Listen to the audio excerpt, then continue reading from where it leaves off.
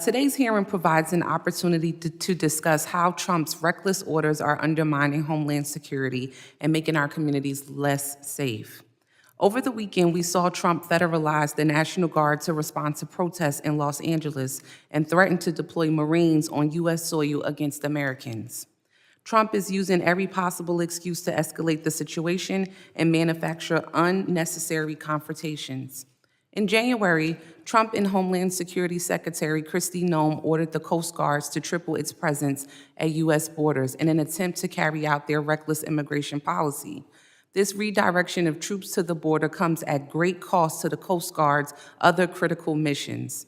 At a time when levels of maritime migration are already down due to this administration's essential ending asylum in the United States, the Coast Guard is pulling assets and personnel from around the globe to sit at the U.S. border.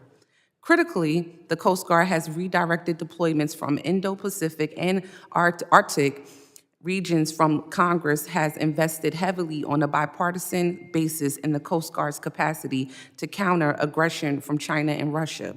Reducing our activities in the Indo-Pacific and the Arctic undermines our long-term strategic interests and ultimately makes us less safe. Worse yet, the Trump administration is diverting the Coast Guard's limited aviation fleet to assist with deportations. The Coast Guard is flying immigrants internally within the U.S. to relocate them to staging areas for deportation. This is not the Coast Guard's mission. I repeat again, this is not the Coast Guard's mission. These flights place major strain on our Coast Guard aviation fleet, which already struggles to meet the service's needs.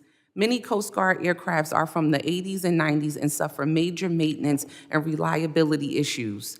Instead of replacing the oldest planes and helicopters in the fleet, Secretary Noem is looking to acquire a new $50 million Gulfstream jet to replace one of two she already has available for her use. Coast Guard aircraft were already available for the service to use less than 70% of the time before accounting for the new demands this administration is making. These planes and helicopters are essential to the Coast Guard's mission, from search and rescue to drug and migrant interdictions. Operating flights in service of other agencies' missions is the last thing the Coast Guard needs. Of course, the Coast Guard is not the only agency diverting resources to deportations above all else. The list of agencies reportedly taking personnel away from their primary mission to focus on deportation goes on and on, from Customs and Border Protections, Homeland Security Investigations, the Federal Bureau of Investigations, the U.S. Marshals Service, the Drug Enforcement Administration, the Bureau of Alcohol, Tobacco, Firearms, and Explosives, the State Department's Diplomatic Security Service, and the Internal Revenue Service.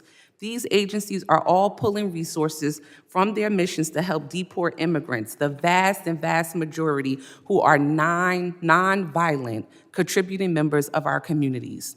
When it comes to undocumented immigrants, it does not matter if they are elderly grandparents, sick children, or Cubans, Haitians, or Venezuelans seeking refuge from violence. Trump's orders are to try to deport them all, no matter the law and no matter the cost. Is this really what the American people want? I have my doubts, for sure. To those watching this hearing, I ask you, are you hoping the government will find and save you if you are stranded on a roof during a hurricane season? I think you do. But sorry, under Trump, the Coast Guard plane that would otherwise help might be busy flying law-abiding immigrants away from their communities. Are you hoping the government will investigate wealthy tax cheats and make them pay their fair share?